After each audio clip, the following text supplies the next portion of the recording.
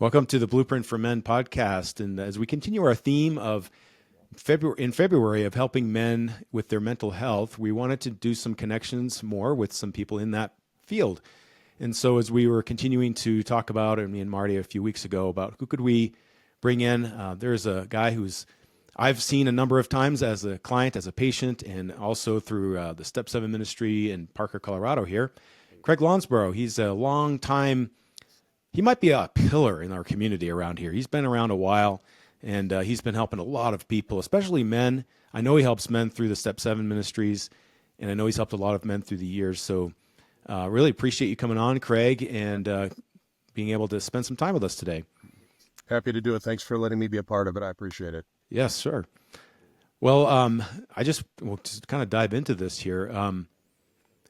One of the first questions when it comes to mental health, when it comes to actually, let me back up. I'm not always good at this. Can you just tell us more about who you are and how long you've been in practice, and just maybe if you even have it in your head, kind of a balance of how many kind of guys do you see on a basis, between men and women, or family counseling versus just working with men? Absolutely. So in terms of my background, I have 10 years in pastoral ministry as a youth pastor associate and then senior pastor. And then came out of that, and I've had about 34 years now in the counseling field in an outpatient setting, which is what I do now. I've done this for 24 years, actually.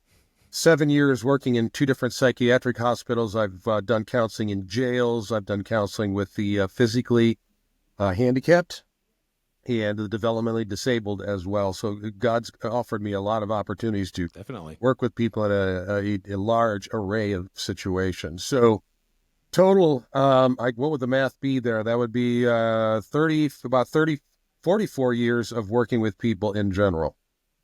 So I know I don't look that old, so I'm just going to say that out loud to both of you, but it's been a blessed journey where I've been able to see a lot of things from a lot of different perspectives. So God's been good in allowing me that. Wow. So go ahead. No, you're asking in terms of the men that I see, correct? Yeah. Yep. So in terms of the men, the interesting, this is, and Mike, this is what we call it the Parker bubble. Yeah. And what we work with doesn't necessarily represent the larger national demographic. However, I have people come to me from all across Colorado, from the Western Slope, out east, north, you name it. So that does broaden our demographic in terms of what we see. So we see people from white-collar professional CEOs, CFOs. I've had the privilege of working with professional athletes from a number of the professional teams in town, all the way to ranchers and farmers and everything in between. So the men that I see tend to embody a large demographic. The interesting thing, though, I'll put this out here now about men, regardless of the demographic, is a lot of men don't know how to be men. It seems that our culture has really not allowed or created a dynamic within which men can really learn to be a man in that sense. So we're both as an individual, as a husband and a father, and obviously a participant in the larger community. So if there's one thread of commonality, one, it would be, what is it to be a man? The second, and Mike, you mentioned this earlier, is self-esteem.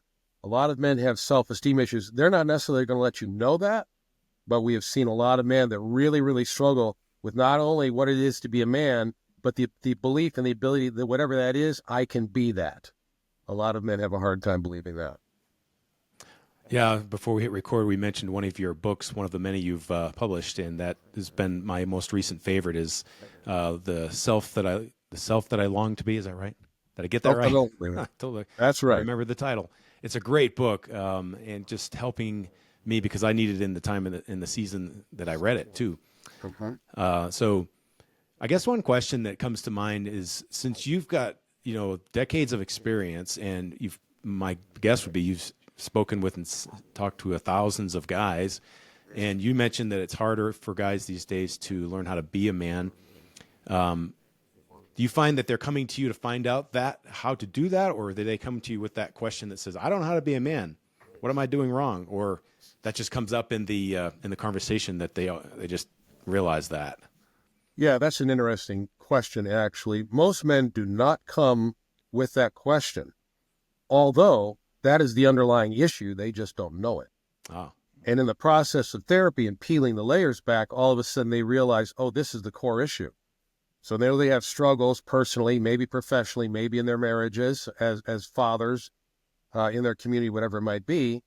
But it's funny that most people don't even recognize that that is the core issue. And once they discover that, it's amazing how enlightening that is to them to go, oh, this is my issue. And I always tell people 50% of solving the problem is knowing what the problem is. And once oh they yeah. figure that out, it's great to work with them to then move into, well, what is it to be a man?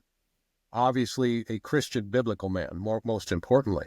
So no, they typically don't come with the question because they don't even know that that's the question until they get here. Yeah, because I imagine there's layers of why do I feel this way on a regular basis? Why is my life this way? Mhm. And you get to that one layer. Among other things, I think another layer could be that whole identity piece, which plays into that. It did for me. My part of my story is I lost my full-time employment, going on 6 years ago this summer. And I would tell people up till then and since then, men, don't wrap your identity in what you do, your vocation. Oh, yeah. Then I lost my vocation. And Mhm.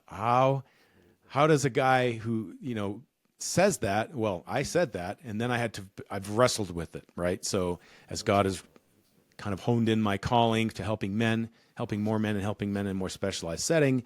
But what is it about guys' identity that you've kind of come across that are they identifying with being married all the time? And one of our previous interviews, it was not just one identity. I mean, we get our first identity from God as a beloved son of His. But then we identify as a husband, as a dad, as a coworker, as a brother or a son. When guys come to you with that kind of identity crisis, if you will, what do you tell them? Well, let's begin at the beginning. Yes, The that was a long research question. bears out that a man's identity is based on what they do. But not Right. only is their identity based on what they do, their sense of worth and value is also based on what they do. Yeah.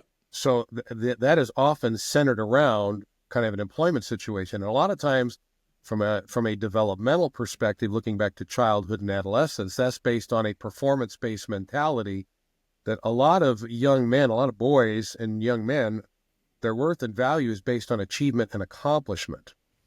Our society has kind of standardized that in many ways. And so Yeah. all of a sudden that can mean good grades, being in athletics, maybe just being a good person, whatever it might be, but it's performance based. And once you leave the home, where do you take that? And the answer is employment. That now is performance based relative to employment.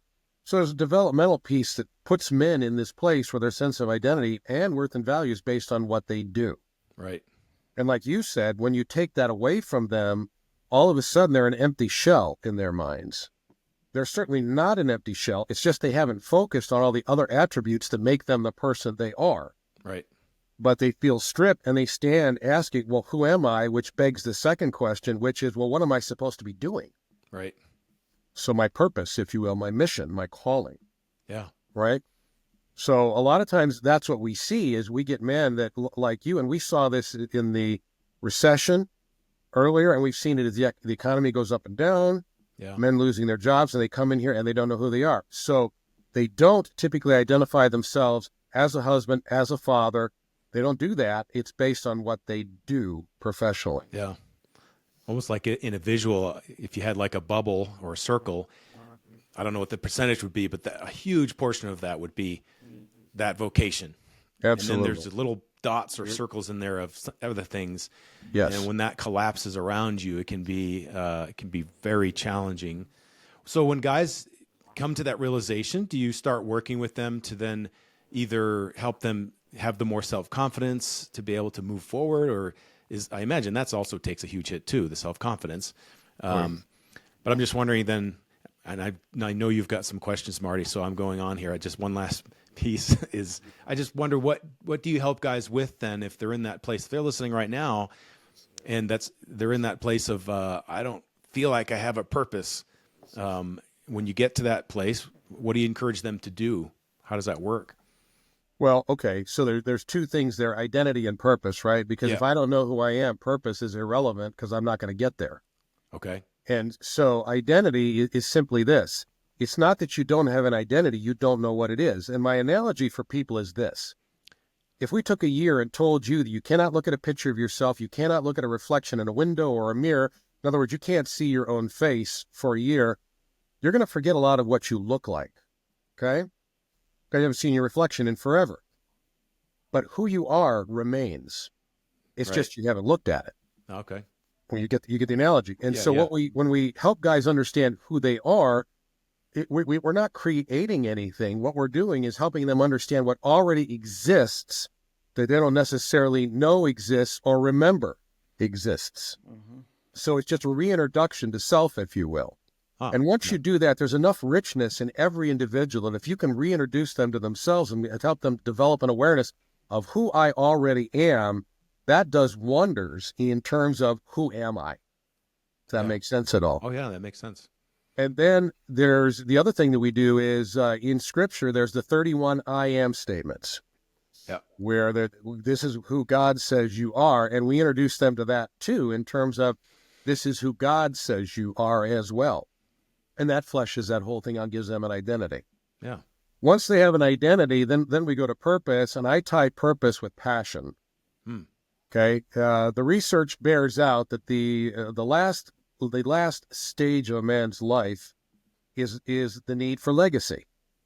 So they used to think it was more of a mentorship, like you take the skill set you've developed over the years and then pass that on. Well, legacy is part of that, but that's really about legacy. In other words, what am I leaving behind, right? And so purpose is based on legacy. In other words, and here's what I ask guys, how do you want the world to be different because you were here? Hmm. What is it you want? How do you want this place, this world, this existence to be better or different because you were here? And then we talk about passion, because passion, usually that's what that means. Yep. Most men don't understand passion. What they understand is, I got to get a job to earn a living to support my family. Right. And so it's more about a paycheck and an obligation versus something that you're passionate about. So we talk about passion. Yeah. And passion, if you ask guys long enough, a lot of them will say, we don't have one. Yes, they do. They've either never thought about it or they let it go because they don't believe they have the ability to actually make it happen. And so they abandon it somewhere along the way. Yeah. And the other thing that we do is we help them analyze their history in terms of, if you look at your history in terms of life events, education, experience you've had, whatever, you look at that, you're going to find themes of commonality that run through that would suggest what God has been doing in the life of that person throughout their lives to prepare them for what he's called them to do. Does that make sense? Oh, yeah. So the footprints are already there because God laid them out. We just got to find them and figure out what to do with them. So let me just jump in here, Craig, because I love what you're saying. This is just phenomenal. I think one of the things that any of us that are listening that might be leaders or in a position of mentoring, coaching, whether we know it or not, we have these times where we have influence in our life. I think that the skill of asking questions and going to the deeper areas is something that is a skill worth developing. And I don't know that there's, we think we've got to go to an expert like yourself to get that kind of, direction and just leveraging to make us think about stuff. But I think that, from my perspective, as in men's ministry, working with men in small groups in particular, I think that these are worth hearing over and over again. Is how are we trying to ask good questions from men that make them think and give them a safe place to be able to talk about it. Because not everybody's going to go to a therapist to get some of these directions. And I don't know, I'm just kind of talking here, but I feel so strongly about this confidence thing that's related to your self-esteem. I don't know. What about this whole idea of knowing versus feeling? In other words, you can talk to a guy in a counseling session and he can nod his head and he can know what you're saying is true. But what does it take for a guy to believe it? Well, that's a great question. We call that head versus heart. Yeah. How do I get it from here to here, fundamentally? Yeah. And the way you do that, the best way I know to do is I get the person to start acting on it, Okay. whatever it is. Because if you're waiting to believe it, you're waiting it to get here, Yeah. it may never get there. So I just tell these guys, whatever this is, act on it now, because the odds are it's going to work. And it's in the acting you start believing. You start to really embrace that, if that makes sense at all.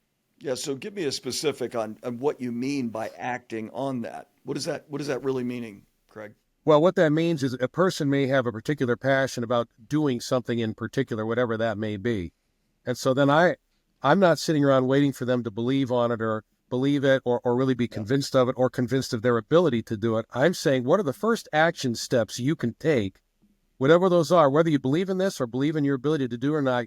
Give me one or two action steps. Let's do those action steps, create accountability in this process to those action steps, and then go take them. And what ends up happening is the process, but probably more the outcome of those action steps is what really brings that home to the individual and creates that sense of confidence or conviction relative to the fact that this is their calling and I can do it. So I always want one or two concrete initial action steps, nothing major, Yep. but something that's doable. I don't want to set them up for failure. We want to set them up for success. Good. And then through the process, we walk that out, and then they're accountable to me for doing that. And what you find is once you do that, these guys, they take one or two steps, and then pretty much they're off and running. It's priming the pump. That's all you got to do is prime the pump, Yep. and that thing starts running usually.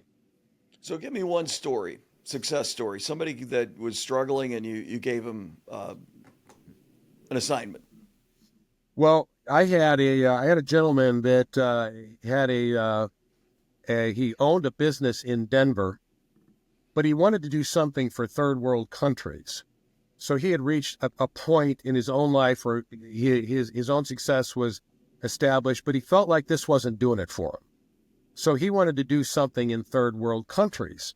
And so he had some background in solar lighting. And so I said, I want you to go and figure out how you can incorporate solar lighting, or lighting that is, in a third world dynamic where they have no electricity, and that would serve impoverished people in an effective way. And what he ended up coming up with was an 8x8 collapsible box that had a solar cell on the top and a diode underneath. And so they could flatten these things and ship them to third world countries. They would pop open, and you have your lamp, and once it's charged, it would run for 8 hours with a diode. So it was minimal expense. It worked very well in terms of getting it into third world countries and impoverished situations. They could use that. And so he came up with that in a matter of a month, and he was shipping them off to South America and Africa. And he sent off a bunch of them. And since then, he's done a whole bunch of other things, not under my tutelage, but he did it on his own. But it took that one thing, just asking him to exercise a pre-existing skill set, which set him up for success. And he ended up coming up with this ingenious idea that it has lit homes in now thousands of third world countries. Interesting. Is this something that he patented and manufactured, or was something that was on the shelf? Because I've used this kind of thing backpacking. They've got these collapsible little lanterns you put inside of your tent. You leave it outside at night while you're out doing stuff. And I don't know if it's the same thing, but it sounds familiar.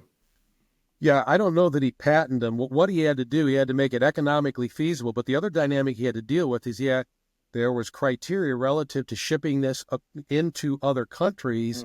So he had to figure out the criteria of the country and then design it based on that so there would not be issues. And the other issue, of course, was durability, because you're in a third world country and you're in an impoverished culture. And so durability became a big issue. I don't believe he ever incorporated them. But it's amazing what he did with just allowing him to take his pre-existing skill set and come up with something that would benefit people we wouldn't even think about. Yeah, that's I think awesome. what I'm hearing is part of what you help guys do is to find out what's inside them that they may or may not know they already have, to be able to get to that place of where they either want to go, or maybe they're just open to, hey, God, what should I be doing next? I imagine a lot of guys just don't live up to their full potential. I feel like that for myself. What's the journey of a guy who's running on, say, 2 cylinders that needs to run on all 8 cylinders? How does that work? What you've been able to help guys do with that? Well, the first of all, you gotta believe you got 8 cylinders, Yeah. right? Yep. Because you're convinced you're two Yeah. is the problem. Yep. And so you have to be kind of the cheerleader, if you will, and say, I know you don't see 8 cylinders, but you have 8. And then you got to be the one to help them to believe that they have 8 cylinders. The second part of that, in my estimation, is guys are not really very insightful in terms of who they are and what they possess.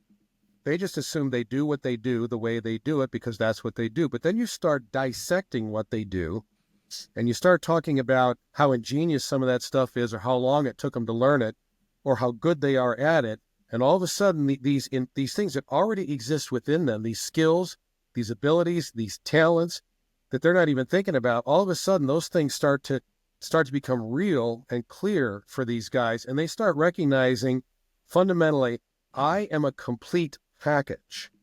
I just have to understand that. I have to understand what those pieces and parts are, and how do I maximize those in the utilization of my passion or my legacy, or even incorporating it in my marriage, my family, my community, whatever the case might be.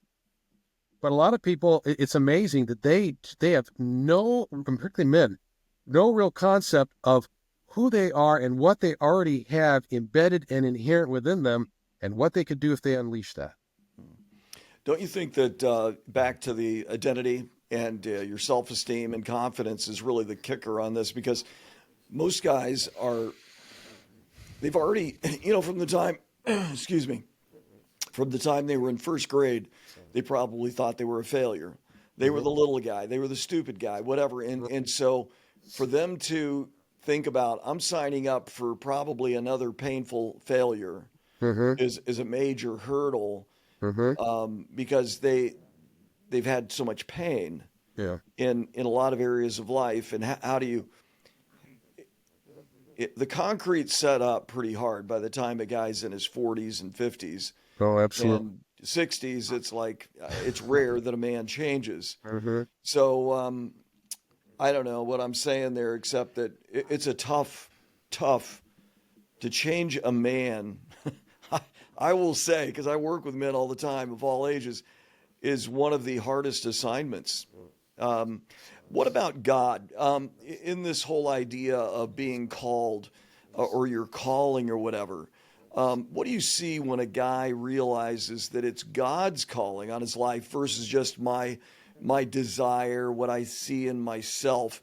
Do you see that as a factor in this whole thing?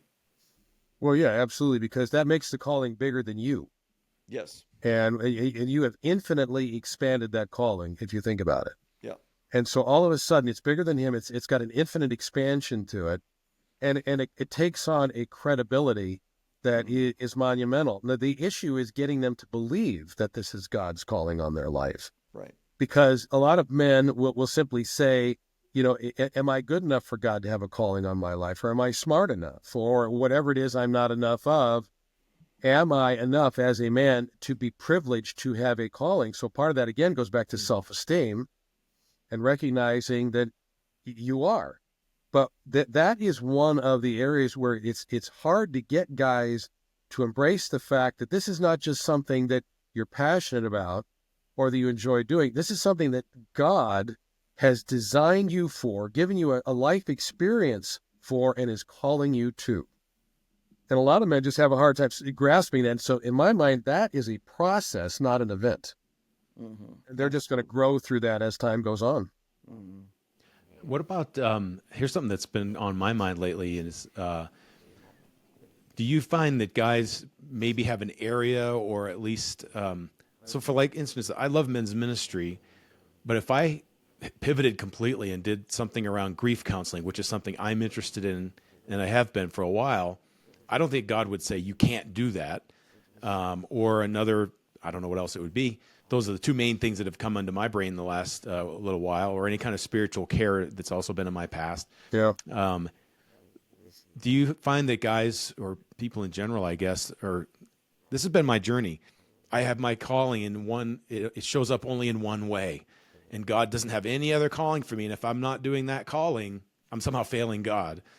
I did that when I pivoted from pastoral church ministry to chaplaincy ministry. I had to kind of expand my understanding of calling. Mm-hmm. But have you run into guys like that that kind of have this narrow focus of, I can only do this because God has only one path?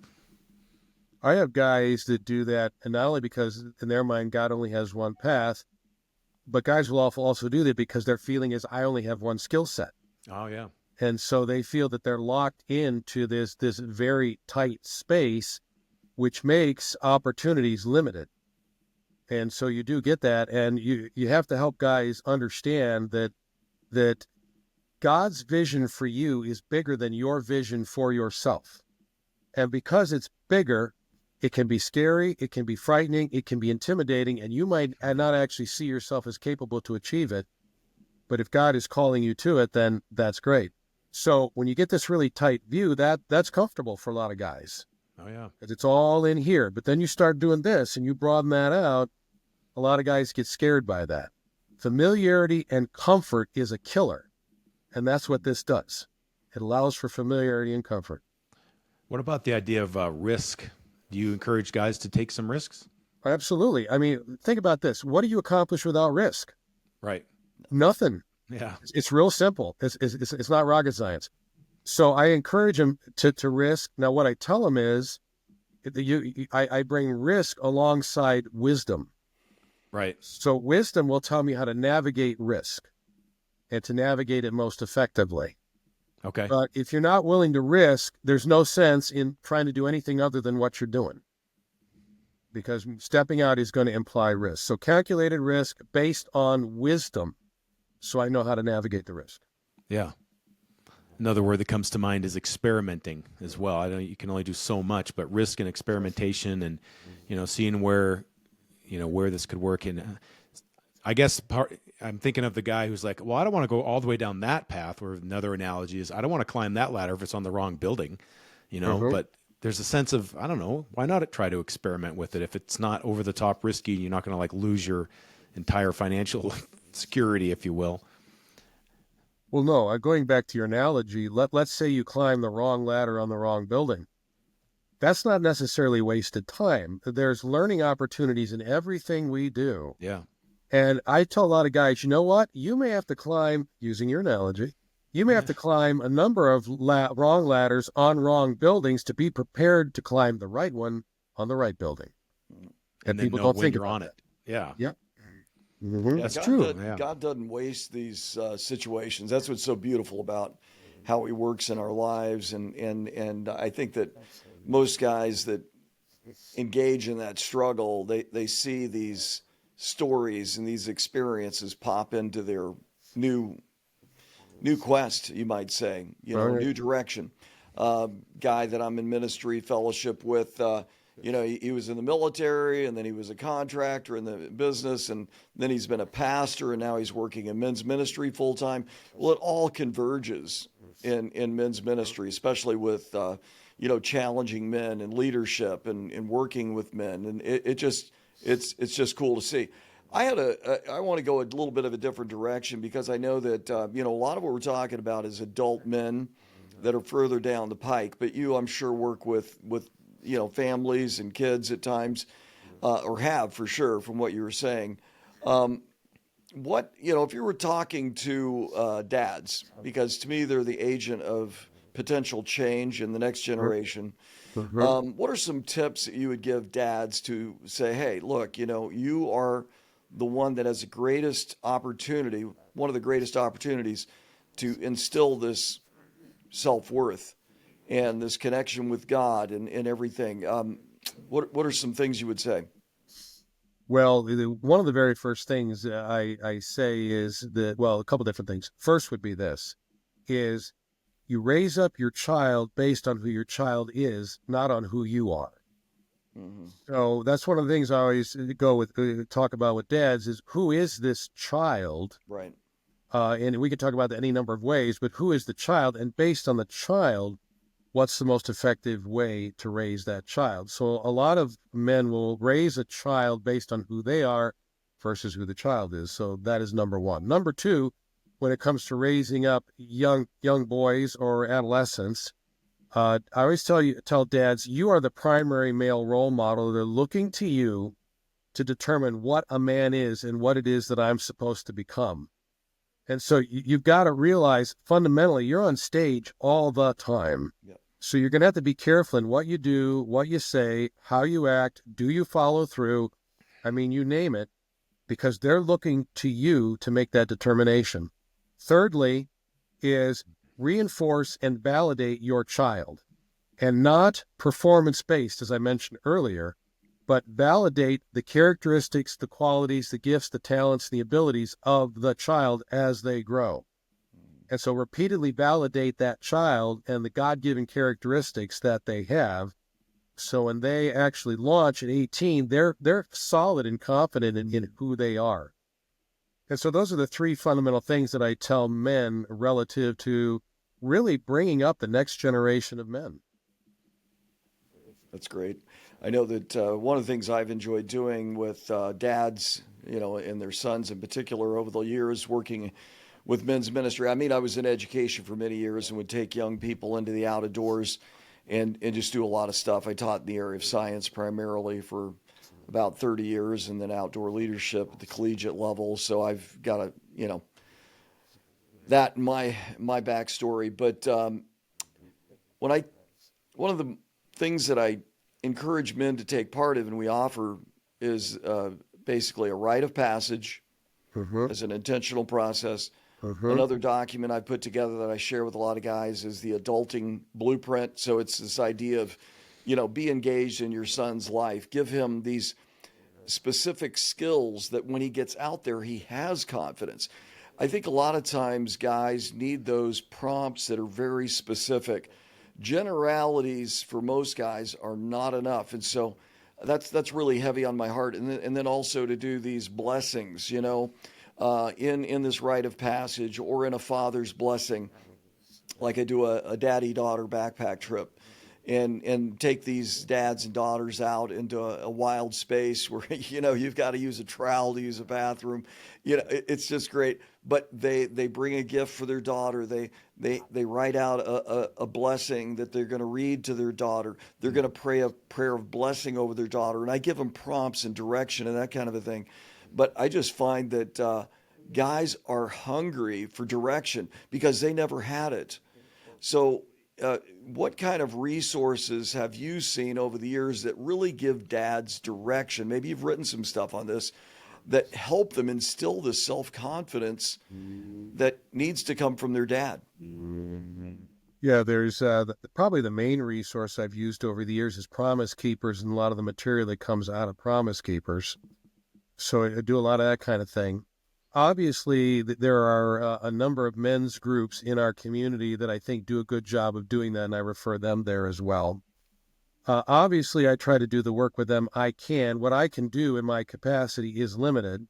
Right. So obviously, I have to introduce them to those other resources.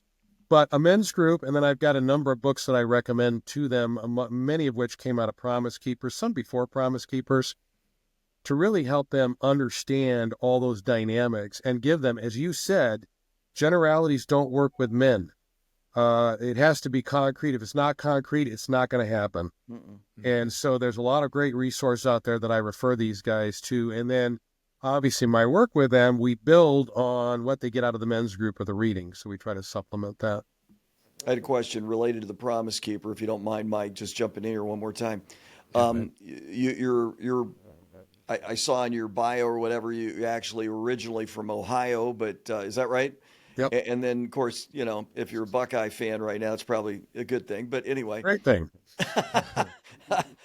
I was born in Lincoln, Nebraska. It's been a long drought. But anyway, but the whole idea is that Promise Keepers really started out of in the Denver, Boulder area. Isn't that right? And so were you involved in that first wave of all this stuff? No, I was not. McCartney had it going before I actually showed up. Okay. I participated in a number of Promise Keepers things early on in that, not in a leadership capacity. Sure. But yeah, so I've had a connection with them one way or the other for quite some time. One more question about the Colorado, because I love Colorado as a state and everything. Some of my earliest outdoor memories that were really a majestic setting was out in the San Juan, southwestern Colorado. Age of 14, climbing my first 14er in a 2 week long backpack trip. It was life changing, and but what about again, back to dads and young men in particular, getting them out into these places where we see this tension. It's man against man, man against nature, man against himself, you might say. And in all of these contexts, you have to be intentional in attacking. And where do you find the greatest battle? Where do you, I don't know. I just feel like there's so much that can be done in those arenas to help toughen up a young man, because they need to be toughened up. Well, yeah, that quite frankly is an understatement. This generation of Yeah. young men, and as a sideline, I get a lot of young men here who know they need to be toughened up and are desirous of doing so. We're watching teens, and I'm seeing some people in their 20s in particular that really are desirous of being more than what the culture has molded them into. So I see a lot of promising things in that regard. But in terms of, yes, getting out there and doing some things that really challenge them, grow them, stretch them, but also opportunities that allow for the bonding of the father and the son by virtue of the engagement in the activity. So Colorado, Michael, as you know, presents us with all kinds of opportunities to do that. A lot of times I'll have them suggest they go out and do volunteer work, feed the homeless. There's a lot of different things that they can do that's really helpful in terms of giving them a challenging opportunity that may be more short-term in nature, but creates that bonding and that growing and that stretching as well. So we do that. And then finally, one of the things I recommend that they do that is I always tell dads, get in your son's world. Yeah. So the son may have something that they enjoy doing and go into his world and do that with him and allow that engagement in your son's world, which is probably not your world, but it is your son's. And a lot of bonding can happen in that context. Yeah, my son's world right now is golf and F1 racing. So I'm not as interested. He does a lot of the F1 stuff, but I will say you're right about the Colorado. When I first started climbing 14ers, I took Brandon on all of them. So he and I have done the exact same ones at the same amount of times. I had to do some repeats, but 26 of them we've done together. As he was 13, for the next 5 or 6 summers, we just got a bunch knocked out. And the most recent was a few years ago when I took our daughter went with us too, and we went on this big trip down to the south part of the state in the San Juan Mountains and did 3 summits in 2 days and lost a serpentine belt on my Forerunner. It was a fun, epic little trip. Yeah. But that was he's told me that he lives in Florida now, and so people down there have no concept of climbing a mountain. And he's told me more than once, he says, Dad, I'm actually proud of when I can tell people that we've done 26 14ers together. And to me, we can't talk a lot when you're at 13,000 feet. I can't. But it's like just being together and just having the context, as you said. It doesn't, and I know you know this too, Marty, but it doesn't have to be focused on doing something. It's focused on being together to be able to allow for the safety of a conversation, to talk. I can't say we solved all of things going on with Brandon, when we were out there hiking, but we definitely had time to talk and, sit in a tent, sit next to a campfire and just enjoy being out there together. And I just love to be able to say I did all of my 26 with my son, and we had sort of this pact that I wouldn't do any new ones and he wouldn't do any new ones without each other. But I don't know. He's in Florida now. If I do something this summer, he told me, if you do anything, Dad, you can't be by yourself. So I have to bring somebody with me to do my new ones now. One thing I wanted to ask you, because I know that guys that are listening to this probably have been through some of this as well, because I do know guys that I interact with, especially here in the ministry with Blueprint for Men, they have a past of trauma. And what have been some barriers and I suppose even breakthroughs that you've helped guys kind of get past their traumas? I know we're not in a counseling session per se here, but what have been some helps and tools that have you've helped guys with to get through or past or at least kind of live with that trauma from their past? Yeah, so the whole psychology of trauma fundamentally is that you can have an event happen in current time, and your brain is telling you you're just as much at risk right now as you were when the original event transpired. That's Oh, wow. like trauma 101. Yep. Okay. And so they'll experience an event today that might mirror something they went through in the past, and the brain is saying, oh, you're just as much at risk right now as you were when that event transpired. So you got to separate those, right? Mm. And it's a very primitive self-protective function of the brain fundamentally. So the basic way to deal with trauma, there's all kinds of different traumas. When it comes to men, by the way, the trauma that we probably deal with the most, frankly, is alcoholic or abusive dads, military, and then first responders, particularly police, but fire and paramedics as well. So we get a lot of trauma, and trauma fundamentally is you want to engage the situation, the situation that triggers you. You want to engage the situation that provides a triggering, and engage that situation and not get the feared outcome. So an example was I had a gentleman in here who lives in Centennial. Mike, you know where that's at. Yep. And he had 2 tours of duty in Iraq, particularly in Baghdad. And he was a machine gunner on a Humvee convoy. And he would come back to Denver and he could not drive under bridges. Wow. Every time he came to a bridge, he got this huge anxiety attack and had to find a way around the bridge. And the reason was, in Baghdad, the snipers were on the bridges. And so he had a couple of his buddies shot. He saw a bunch of civilians shot from that. Wow. And so to get, this is how you do it. I forced him to drive under 1 bridge a day. And what I wanted him to do is force himself to drive under the bridge and not get the feared outcome of driving under the bridge, or what's called exposure therapy. Yep.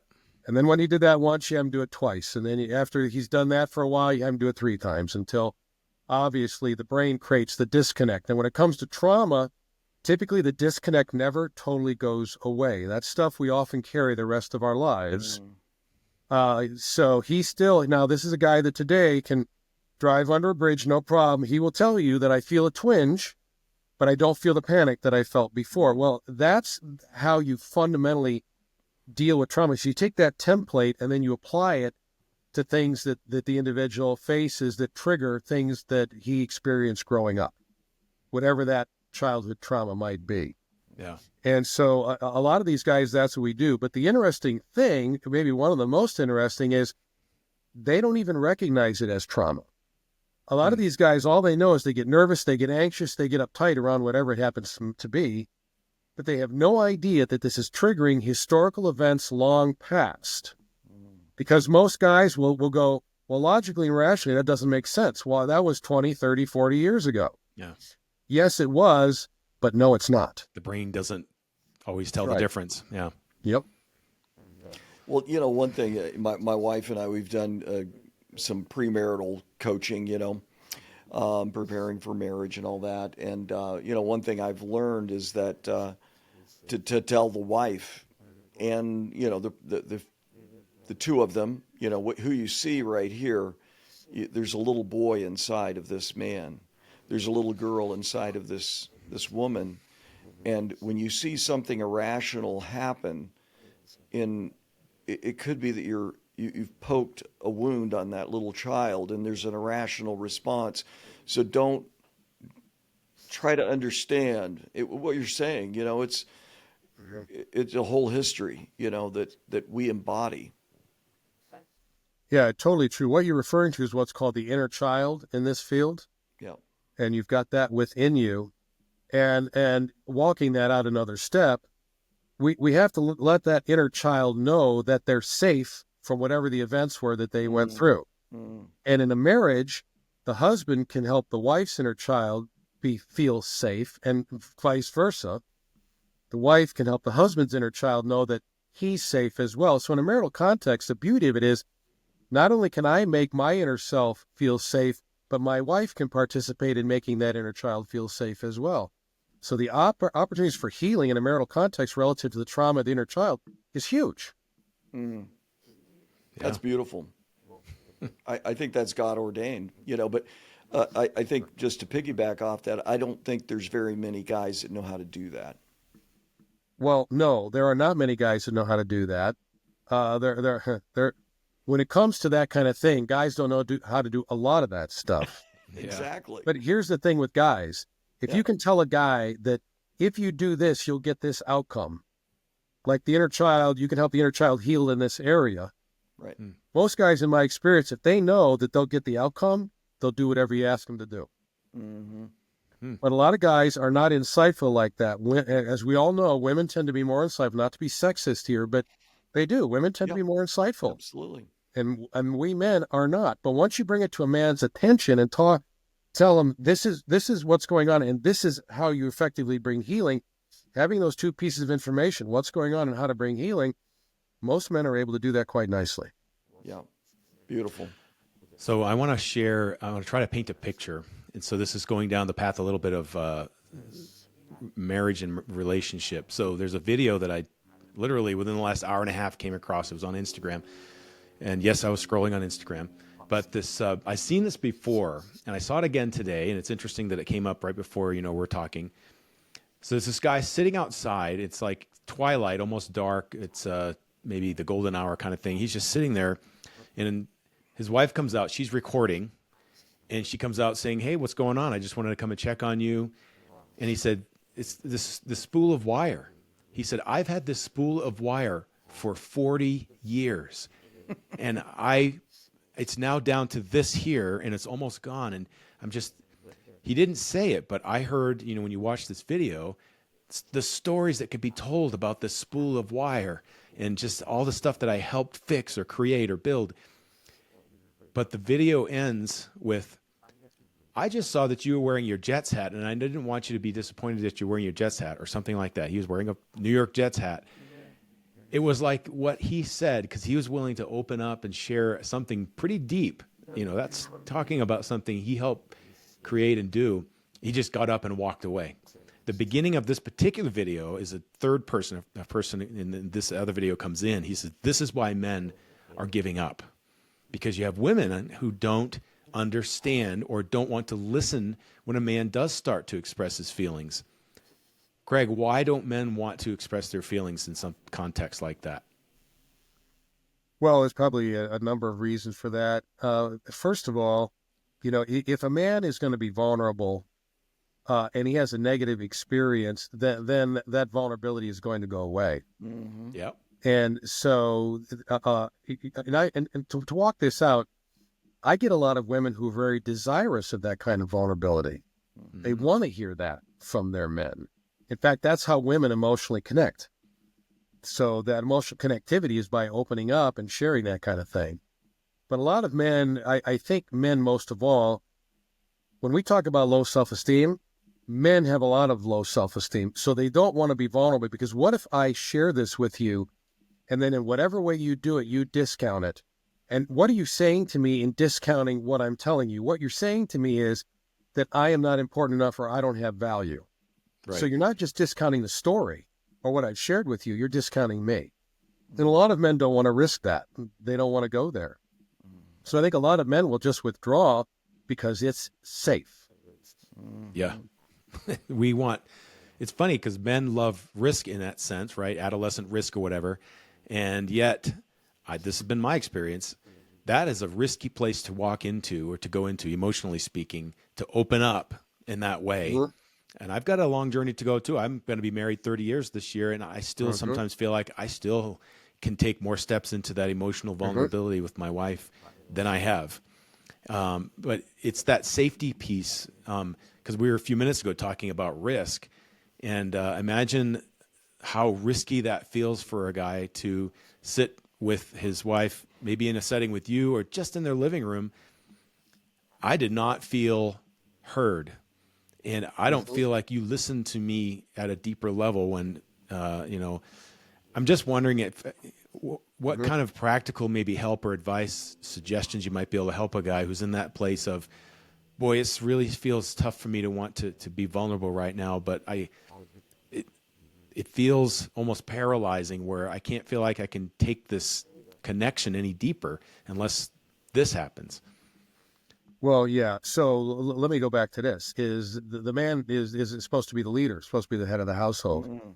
And my response is, look, sharing yourself and your deep stuff, I understand the risk that's inherent in that, but you're a leader. Do it anyway. Put it out there because women connect that way. Okay, that's what you do. And so for a lot of men, I just tell them that we can sit here and talk about the vulnerability thing, which I appreciate and respect, and we can talk about the risk, which is real. I understand that. But at the same point, at what point do we as men just say, I have to put the risk aside, particularly in my marriage or important relationships, I have to put the risk aside to me and go do this anyway, because that's what I'm called to do. That's how men lead. Does that make sense? Yeah. And so sometimes I think men are too cautious or they're doing this cost-benefit analysis thing. And my response is maybe you should just lead and go do it and put it out there. And then if it doesn't go well, suck it up, deal with it, process what that did to you, whatever that might be, understand that, and then, go forward. And whatever going forward means for them at that point. But don't give up. No, you don't give up. So look, they put it out there and it goes sideways on them and they're hurt. What are you going to do? Are you just going to back up and say, that's it, I'm done? Or do you learn from that encounter? Because there's always something to learn from every encounter. And how do I adjust what I did, go do it again, but do it again differently in order to maybe have a different outcome or try to maximize this encounter this time? But don't stop. Right. What would you define as an emotionally mature man? How would you define that? Man, that's a what a question. Yeah, Hey, thanks, he's the expert thanks, here. Mike. I appreciate that. Well, I'm going to give that to you. And my favorite example of that is Abraham Lincoln. His biographer called Lincoln velvet and steel. Yeah. So he could be steel, he could be hard, he could fire. He fired more generals than any other president in American history. He led this nation through its greatest time of crisis, steel. But he was also velvet. He would wrestle with his boys on the floor of the Oval Office. He had deep depression. Reporters would walk in and find him on the floor with his fingernails in the carpet, just grieving what was going on. So in my mind, and that's a very simplistic example, and I understand it, but embodying velvet on one hand and steel on the other, and then knowing at what times which is appropriate. Mm-hmm.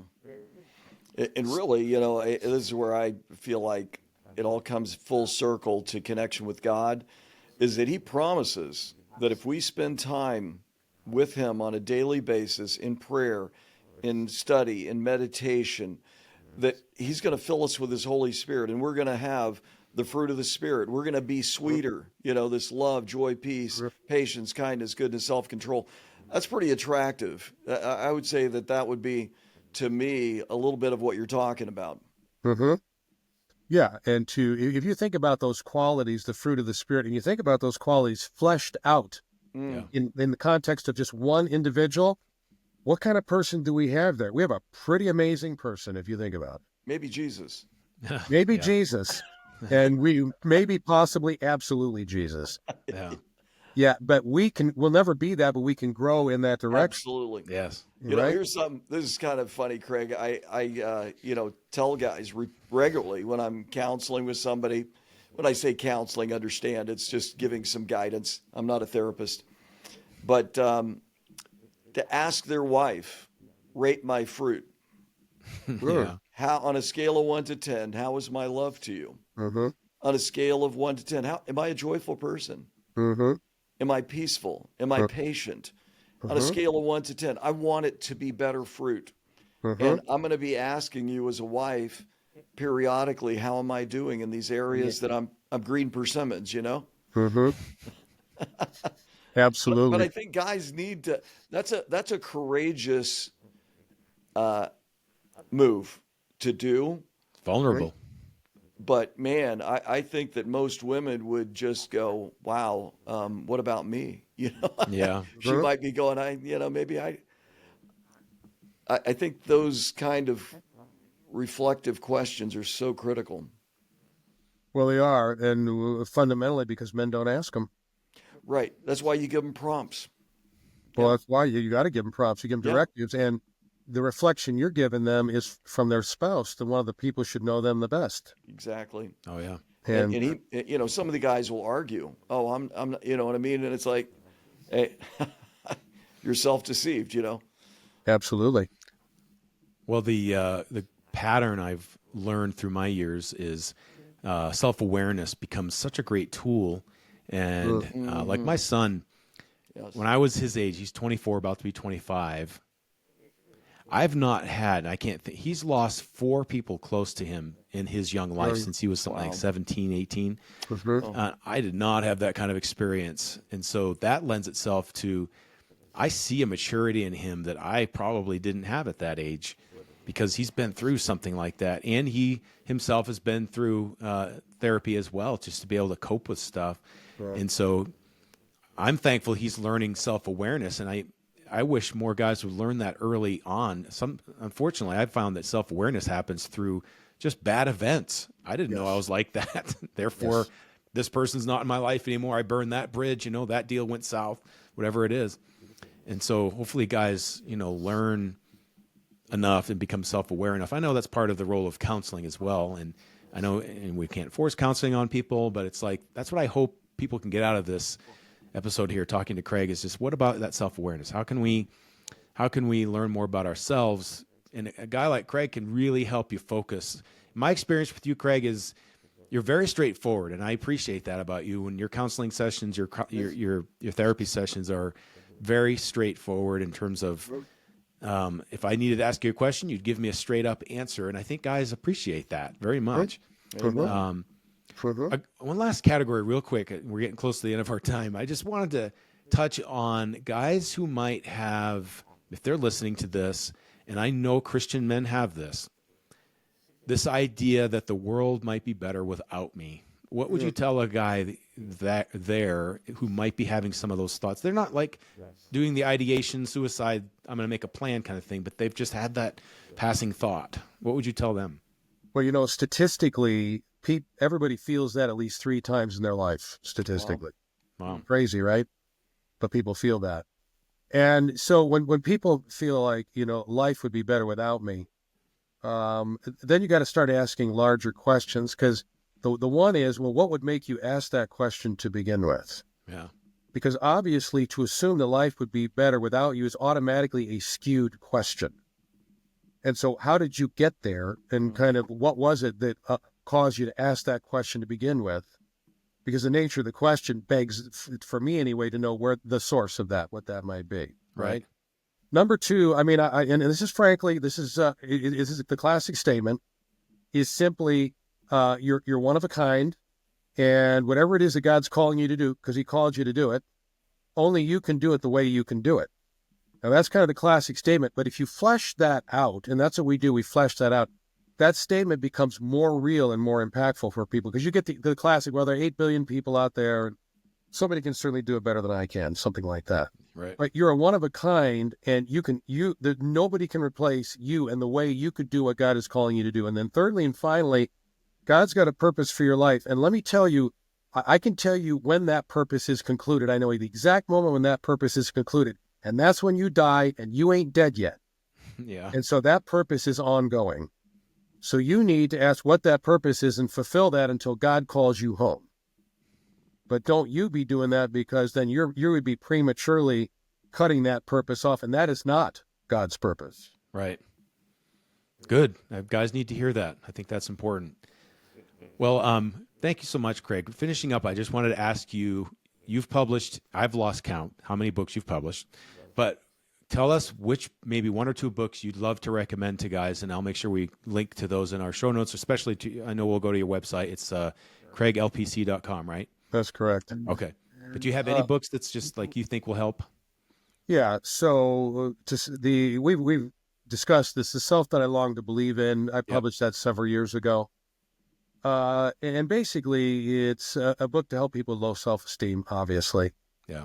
But it's based on the premise that low self-esteem is a series of lies, distortions, deceptions, or mistruths that the person has chosen to believe to be true about them.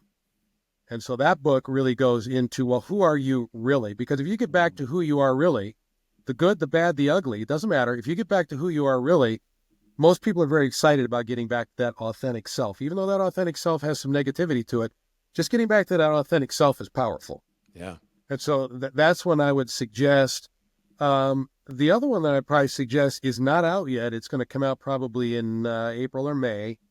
It's called Taking It to Our Knees, Declaring Who I Am. And that book takes the 31 I am statements in Scripture and does a devotional for 31 days, each day on one statement. That'll be coming out, though, sometime in probably April or May or something like that. Those are probably the two. There's some other ones out there. In fact, there's a book I wrote a couple years ago called In the Footsteps of the Few, and it's really talking about how do we live authentic, courageous, principled lives based on biblical ethics, morals, and values. And so it's a straightforward book on really calling everybody out. It would be great for men and calling them out to say, this is how you live a principled life in an unprincipled society. Ah, okay. And all of those books, they're on the website. They're all on Amazon and Barnes Noble, so that they can find them there as well. All right. Everywhere you get books. I just got a quick question on that on those books.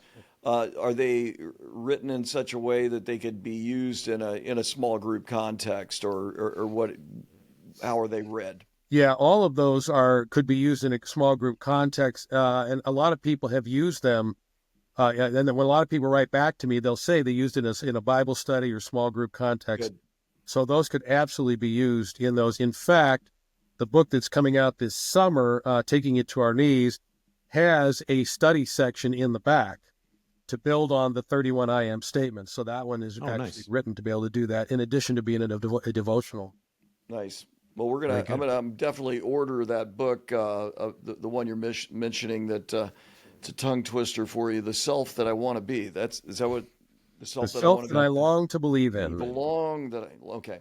Anyway, I want to get that book. That sounds like a good one because I think that's so core. Core. Indeed.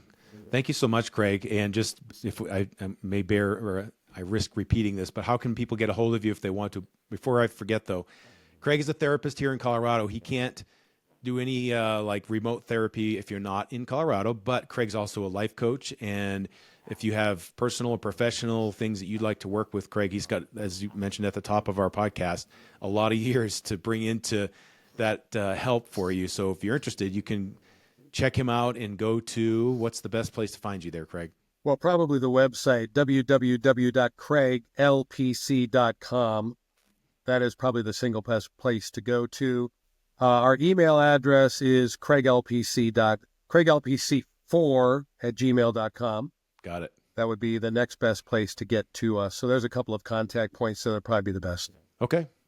Well, thank you so much, Craig. I'm sure this is going to help a number of guys as we have our focus here on mental health, because that's so important. I'm glad more people are talking about it. Amen. And I want to be able to bring more of this out to the world. So thank you, everybody. If you've liked our podcast, please make sure you rate this and review it and share it with other people.